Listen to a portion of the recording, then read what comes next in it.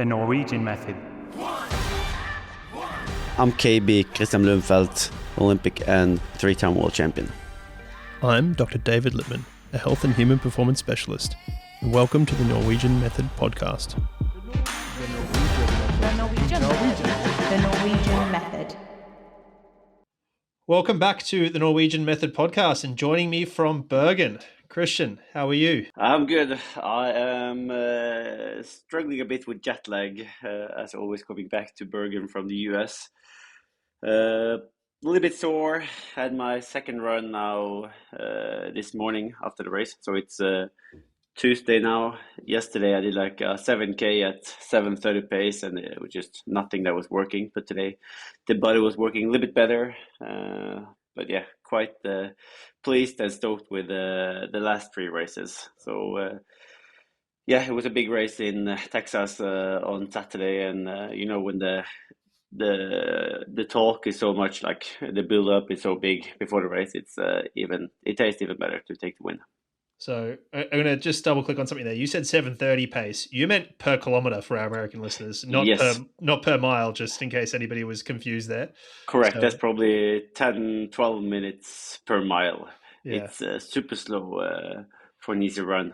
Yeah. Sort of like my brain wanted to jog, my legs wanted to walk, so it was something in between.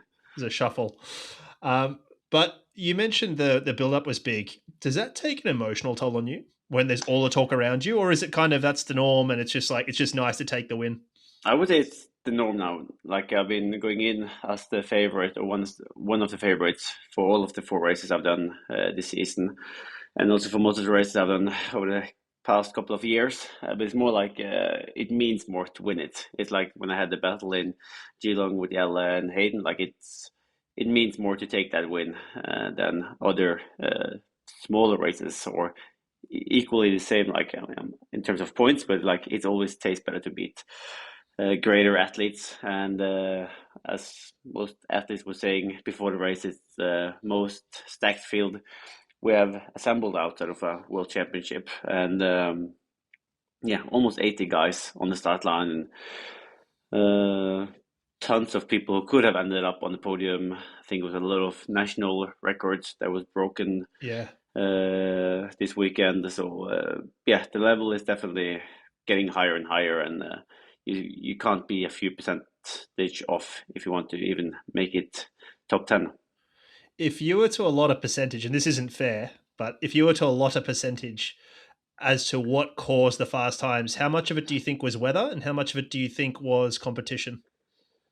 Ooh, like the bike split is crucial. Like the fact that you can go sub 4 hours without being cooked like you are on Hawaii, coming sub 4 hours off the bike. So that's important. The run course needs to be flat so you can be around a 2:30 pace. What was a little bit easier this time around was that it was a little bit of rain in the air on the run, which made it easier for the body to cope with the run, simply. Last year it was super dry and like warm and sunny, and I didn't feel the heat too much directly last year, but I think like in the end, over the 7 hours and so of racing, like the body is getting more cooked in those conditions. So to get a little bit of breeze and a little bit of rain definitely is something that I was enjoying on the run course.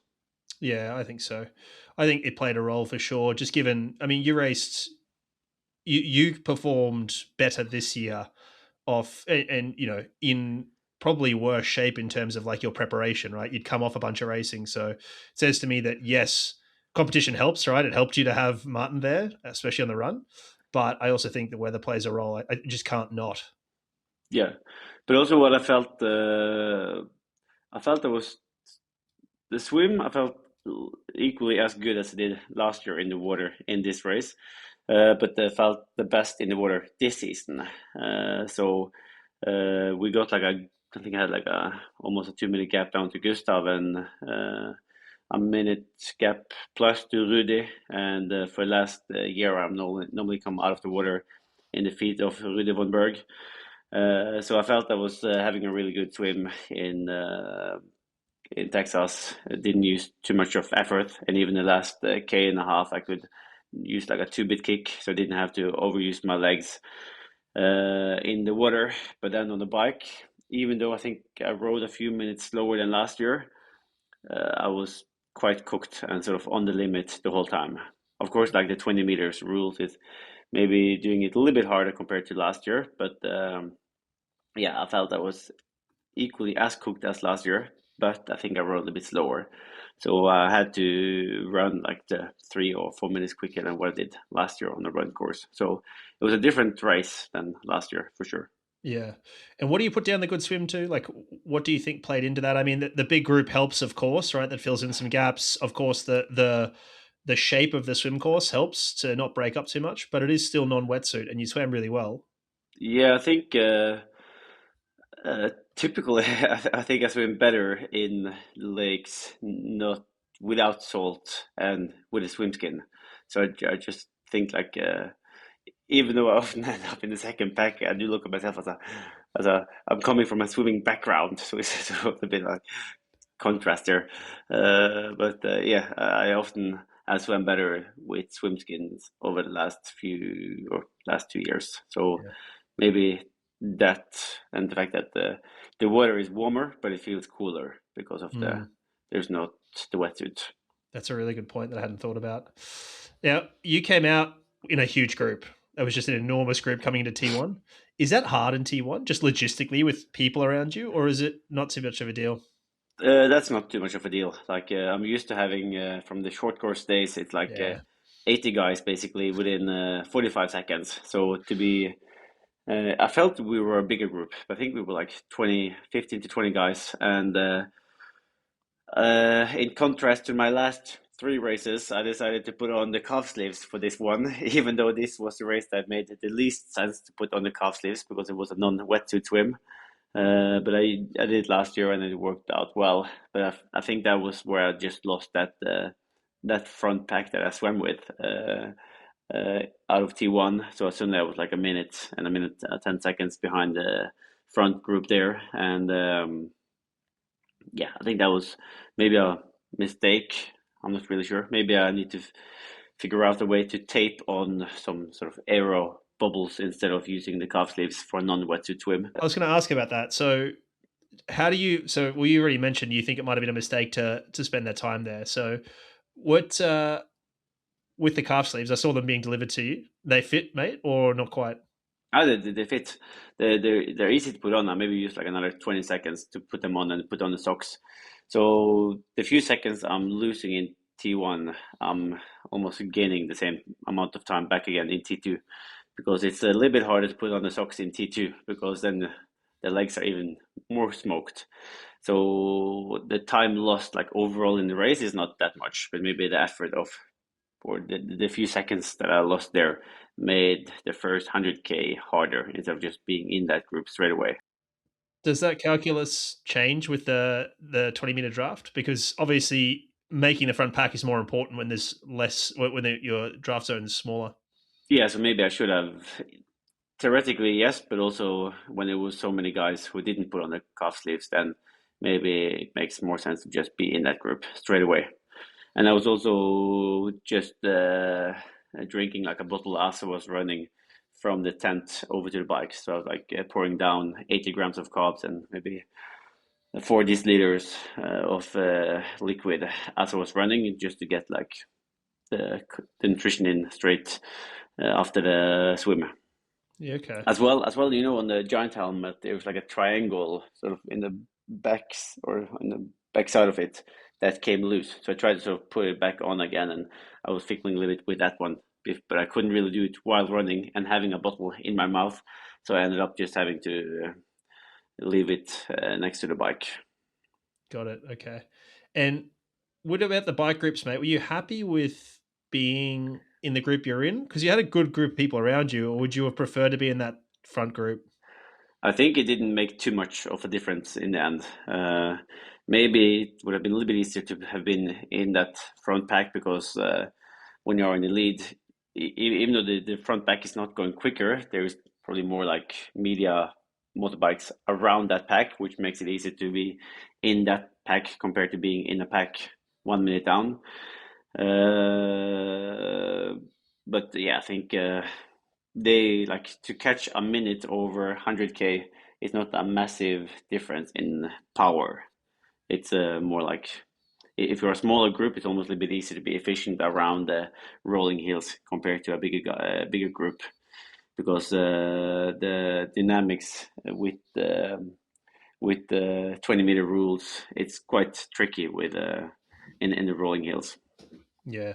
I mean, you also had your two domestiques with you in your group, so that would have been helpful. And I knew that Gustav and Casper was quite strong from the bike training we've done in Conroe, north of the Woodlands. So I felt that they were actually the one who was almost stronger than me on the bike, especially Casper.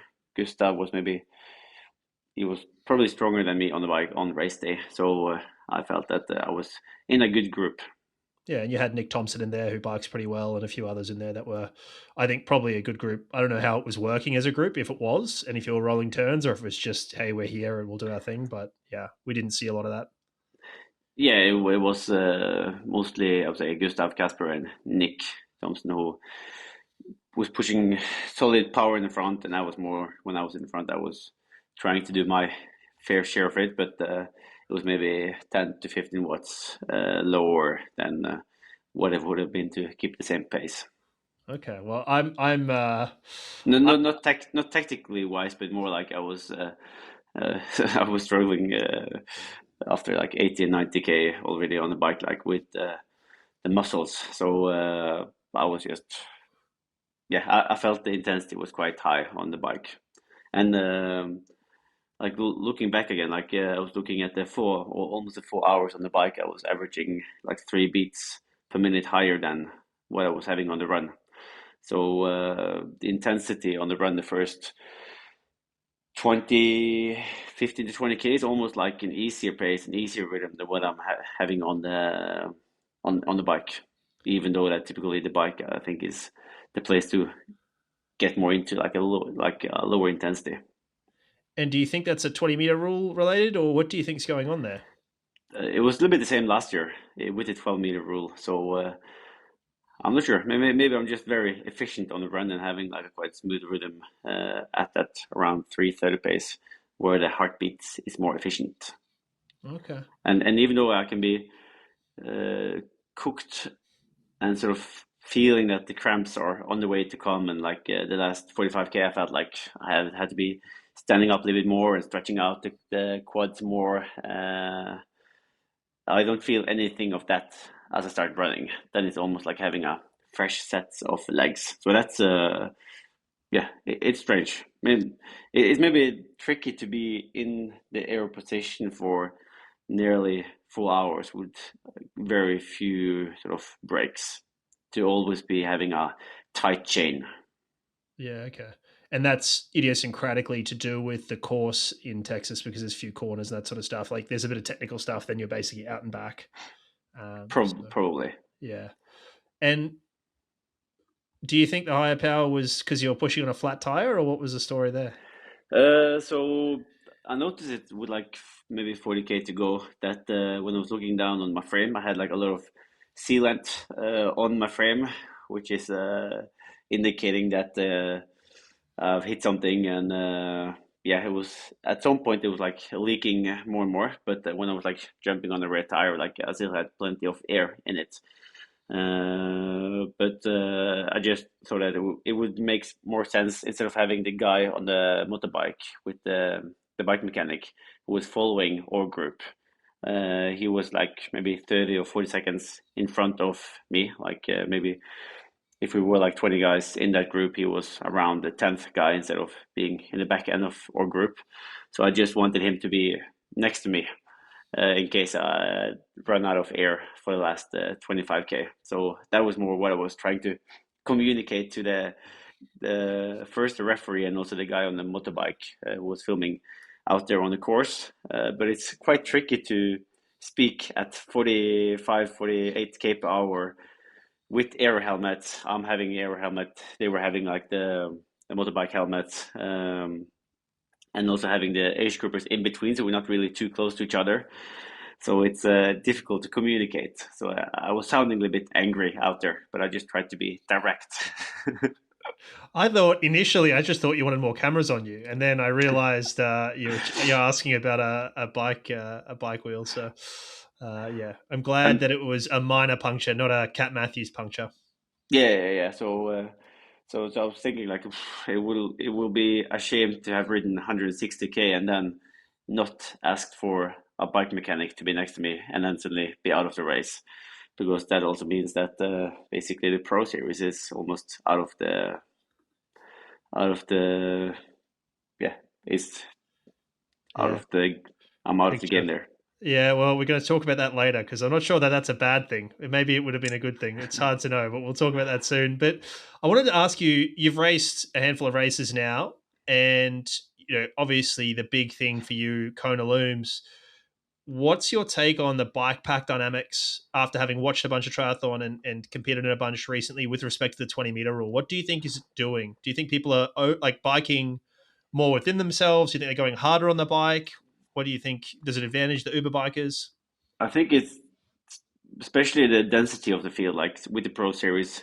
I think the sizes of the fields and the how many guys coming out of the water together is larger, which also makes it bigger groups, and it's tricky to stay within the 20 to 25-meter gap where the race ranger is giving lights, because you have lights from 25 to 22 is like the yellow, and then from 22 to 20 it's blue lights, and then you have the red one when you're below 20.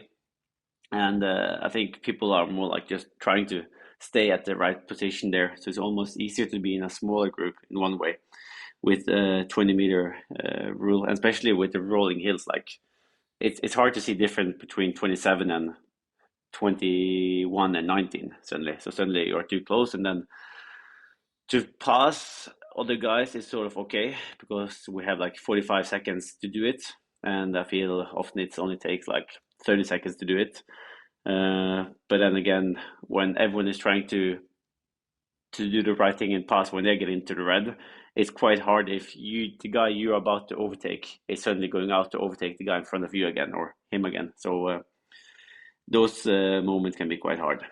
Yeah, it sounds like the bike should be, as a result of that, more surgy, but it the runs either suggest to me that people are smarter with how they're apportioning their effort across the race, or they're just really good at running this year and they're overbiking and it doesn't matter. Or maybe the fact that it takes more out of you to overtake and be in the right position. You sort of have to, when you're getting to the front, you then have to watch out and recover a bit more. So I feel often the dynamic is almost ruining the race a little bit, or like ruining the pace, not the race, ruining the Okay, pace in the group. interesting. And what do you think that means when it comes to tactically at Kona, right? Because historically you've had sort of Uber bikers who are trying to develop a bit of a lead. Kona is very different from it's not particularly rolling hills or anything like that. Whereas some of the challenges you're talking about is very much related to those things. Well, they have a few rolling hills in Kona, so that's also like where I think Patrick Lange did a really good job in 2024. He didn't stress too much with being in the right position all the time. Like he was like rolling into the group again in the hills instead of being on the brakes. So the difference in Kona is maybe the fact that we had a two-loop course here in Texas. So even though you're further behind from a group on the second lap, so even though there is age groupers on course, like you get a little bit of slipstream on that second lap in Texas, while in Kona there is one big loop on the bike, one big loop on the run. So you're more like lonely out there on course, which is like a different mentality almost, or like a different challenge for your mind. So if you're dropped from a group, I think it's easier to be following further back in the on the road. Okay. And do you think we're going to see people trying to make a break on the bike because of the 20-meter rule, or not necessarily when it comes to Kona? Yeah, I think we will always see people. We will always see Sam Laidlow trying to do some damage, and Magnus Ditlev, and yeah, there will always be guys who is keen to do their or play their cards right, because they know that they can't do a to 38 or 36 run in Kona. The Norwegian method. Maurten's hydrogel technology encapsulates carbohydrates, making their gels and drink mix easy to consume and easy on the stomach. With no added colors, flavors, or preservatives, you get exactly what you need and nothing you don't. It's the fuel we rely on both trading and to execute on the race day. For 15% off your next order at maurten.com, use the code TNMS4 at checkout. The code is applicable once per customer on all products except the Maurten bicarb system. Valid until December 31st, 2026. Check the show notes for details. The Norwegian method. Got it. And you came in to T2 with a relatively big group. What was going through your mind there? Then I was thinking, let's pray for having good legs in T2, because I lost sort of connection with that group over the last 10K after we exited the highway, and I sort of had to just stretch out my legs a little bit more and stretch out the hamstring in some of the turns. So I sort of lost a little bit of connection there, and I hope that by having a quick T2 and not having to put on the socks because I already did it in T1 would sort of help me to be back into that pack. And the first couple of strides after handing my bike over to the bike catchers didn't feel too good, but luckily when I put on the shoes and started running and I was sort of in that group, I felt that the 3:30 pace came sort of naturally. But then I had Jelle Geens like 20-25 seconds up front. Jonas was just in front of me, but he was going out quite fast. I think he did like a 3:05 pace for the first 3K. So I just trusted my own pace, and I knew that Casper was behind me, and he has been strong in training, and so was Gustav. So I thought I'd just play the first 20K safe. Okay, we're going to talk more about those tactics. Were you worried about anybody in T2 specifically? Was it Jelle and Maurten up front that you were worried about because you didn't have eyes on them? I think at that point I was more questioning whether I could do a 2:30 pace or not. Like I think that was like the most crucial part of the day. Like in New Zealand, I was tired coming off the bike and I just had nothing left. So it's more like questioning how the run legs will feel the first 3 to 5K. And then after that, I sort of have some answers that, okay, this is either going to go well or not. Yeah. And you said you paced the first 20Ks because you were still at 12Ks, you were still 48 seconds back. So were you just, I'm going to just run my pace for the first half marathon and then work out where I'm sitting from there? I don't think it was. Was it 48 seconds behind Jonas at 12K? Yes. Yeah, okay. And then, but at that point, I already started catching him because he had like a minute gap after, let's say, 5K. So then I had a few Ks where we were having the same pace before. And then suddenly start catching him like by 5 and 10 seconds per K. So when I started bridging up or catching time on him, then I knew that, okay, yeah, I will be able to catch him. And then it seems like Jelle was letting him go after 3 or 5K on the run. So it's more like a question mark. What will he have left in him? As well, Maurten was just running in front of me together with Antonio Benito Lopez. So it was more like questioning what sort of pace they were going out in, because Maurten was injured going into Nice, so he wasn't really able to put in the best run training going into that race. But yeah, I was more like wondering what he will have left in him. Yeah. And you made a really good point, and I think you made it in jest, but I think it was a really salient point about Jelle pre-race, which is we just don't know when a marathon comes up, right? And unfortunately for Jelle, we saw that. We saw him side of the road really struggling. So he'll be better for that. But you were probably less concerned about him and more concerned about the likes of Maurten. I was more concerned about Jelle in the beginning. Okay. But then when he went out together with Jonas, I thought that that was a mistake more than anything. Like it's easy to overcook it a bit too much over the first 5K.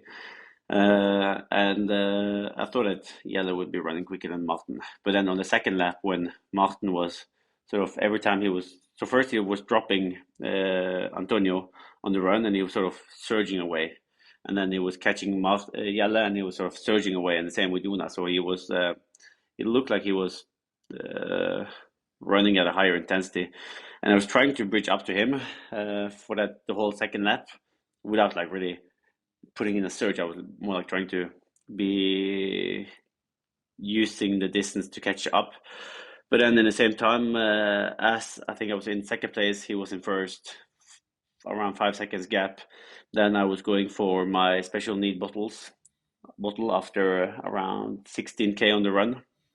And there I had a big bottle of Maurten double mixed, so 160 grams of carbs, and I was like running with a bit heavy bottle for probably 3k there, and that was also where he was opening up the gap a little bit more to maybe 15 seconds. And I was thinking that this bottle will help me a lot on that final lap. So even though it's a little bit clumsy to run around with at that point, I thought that I would be great. So thankful for it on that final 14k, and I think that was a critical point of the race. Yeah, well, we saw you. It was really weird on the camera. Like he sort of took a half wrong turn, and you kind of passed him, but then you went to get something, I think, from the aid station, so he kind of passed you back. That was a lap later. So that was after 29k, 30k, and then he went into the special need to get his stuff, and I thought that he will then have the bottle with more liquid of drink, but it looked like he only had some gels in it. So my first thought when I passed him after the special need station were that I really needed to get a lot of liquid in, because it's been a few, like I didn't have any bottles there myself. So I thought, okay, I need to compensate there by drinking, go a little bit slower through the aid station and not be too stressed about it. And then he went around again, and then I tested him for maybe 500 meters, and I was able to get that gap. But even before that, people out on course was telling me that he was asking for time splits back to like third and fourth, like not just myself, but like even further back. That's typically a sign of that you're cooked. And weakness is the word you're looking for.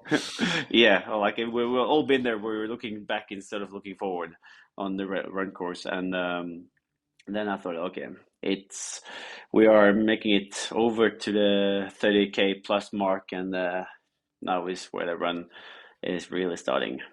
Yeah, will you talk to me previously about the difference between American and Australian crowds in terms of the feedback they give you? Were you getting some splits on this course, mate? I did get some splits, but not off. I didn't really get any splits further back on course. But I felt less need to get the splits because I could see the guys up front, and I could sort of do it myself for most of it.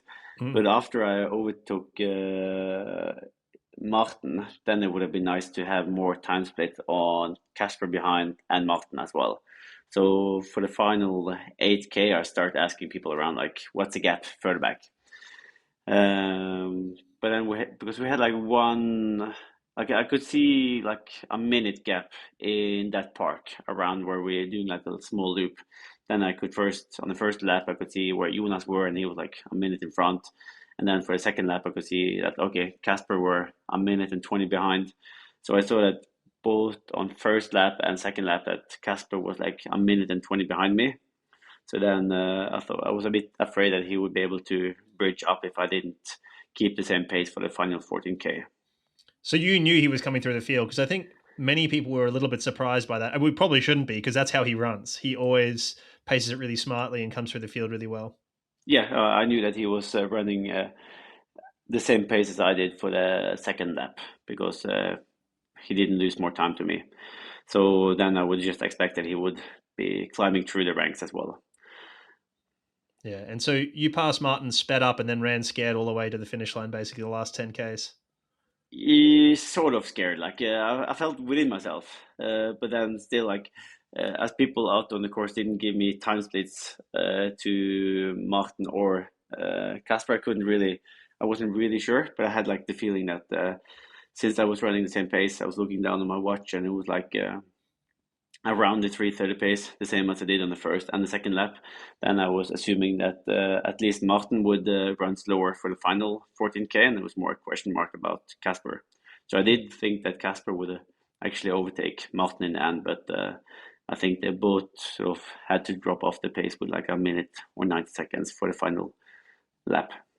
And did you enjoy the dynamics on the run, having all those people around you? You could use them to sort of chase down and those sort of things, or are you just running your race? You don't really care?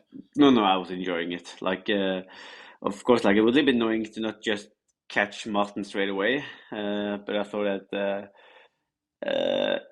if I'm able to catch him at some point, I will have the advantage that he has been in the front for the first 25 or 30K, while I've sort of been running scared from the front while I'm coming from behind, and I think it's an advantage to come from behind in a situation like that. It's quite hard to sort of respond on a surge when people are coming from behind. Yeah, for sure. Now, you ran 7:21:24, 13 seconds off your Cozumel time. I mean, I think I heard you say in a post-race interview you're happy to have the sort of narrative around the swim and the current off your back. How are you feeling around 13 seconds? I could have maybe pushed, or no, I couldn't push, anything like that? Like, of course, it would be nice to do like a PB officially, but actually, until that final lap, I was more in the battle with Maurten than in the battle with myself 5 years ago. So I had more than enough to do whatever I could to make it to the finish line there. And maybe if someone told me that we talked about 10 seconds, 15 seconds, maybe I could have done like a super sprint for the last K. But then I would also be risking it to maybe get a cramp and stuff like that for the final K. So then I would have risked it, and I'm not sure if I would have done that. Yeah, okay. And is there anything that surprised you about the race?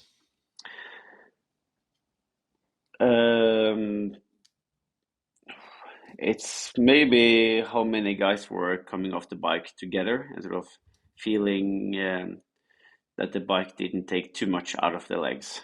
That was a bit surprise. And I knew that before the race that I needed to be better than what I did last year. The level is higher, and there's more new guys who did their first Ironman like last year or the year before. Like Maurten, he hasn't done too many. He's on his third. Yellis on his first. Vincent on his second long distance. So like a lot of younger athletes coming through, or new athletes coming through. So some of them will have like a good success on their first try, and it's I feel it's a very exciting time to be a long distance triathlete, like what Ironman is doing with the Pro Series, and giving us this stage is pretty cool to be a part of. Yeah, I agree with all that. And for a fan, it's unbelievable. It's basically a world championship field sitting there watching. It was unbelievable. I will say that you don't have to make comment here because you have other conflicts. I have no issues here. I think it's great what the T100 did to push Ironman into what they've had to do. I think that's great for the sport that we've got these season-long narratives in the end. Whether whoever designed it versus where it's ended up landing, I think is cool. It's great, and it's what everyone wants to see from a spectator's perspective. So yeah, totally agree. Like I think I've heard that Ironman was planning the Pro Series before T100 came around, but T100 and PTO have definitely been the one who's been pushing for this change alongside the professionals in long distance, and also lifting up the professionals by focusing on creating content around the athletes. It's been great, the change that we have seen in triathlon and having different organizations believing in the sport. Yeah, I agree. Let's look forward. A little bit forward, a little bit sort of review as well. Firstly, I think many people, especially the real triathlon heads, have the question of what's going to happen with the bike position. So yes, so now I will do a reflection talk with Jonas, Lars, and the guys I used in Germany in January, and I do think I can get further forward and more narrow and work again with the cockpit. But I'm quite pleased with my pelvic position and the saddle and the 160 crank that I'm using. So I feel I'm sort of sorted out what's happening on the back side of my body. But now I think I should be able to get more narrow and lower with my head position and the front.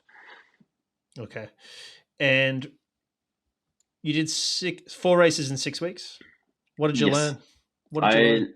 I learned that I'm in a great run shape, that but I sort of had the same season start last year. Like I had a good start of the season. So now it's more about what I learned last year to build up again for another big block of training. So I think I will use the same sort of sessions as I did in December and January and February, and put that in now at this time of the year in May and June, and have that sort of build up going in again to Roj and Kona. So a little bit more extensive sessions than what I did last year, mid-season. Got it. That was a question I was going to have, is how does it look different? What's the learning you took forward? And you need more extensive work going into those rather than a repeat of the shorter stuff. Yeah, and I think more of the 4x4K, maybe even making it up to 20Ks, and just be patient about staying at sort of a boring 3:15, 3:10 pace, and just let the body absorb the training. When you say take it to 20Ks, do you mean 5x4K? Do you mean 4x5K? Or do you mean 1x20K? No, either 5x4 or 4x5 or 10x2 or got it. Whatever my mind feels is the easiest to get through 20K. So like it's not a big difference for the body if you're doing a 4K or 5K, but it maybe looks cooler on Strava to do 5Ks. But again, it's more stress to have a bottle on both sides of the track if I'm doing 5Ks, because then I'm finishing on the other side of the running track. I hadn't even thought about it like that. That makes complete sense. And what's gone well and what needs tweaking going forward? So reviewing your little patch here, and you've already talked about last year and what you've learned and what you're bringing forward this year, but looking at your little race block and where we are. I think what I did bad in the beginning of the season, or maybe lack of open water swimming. So it helped to do like the 4 races with a little bit more open water swims in between those races.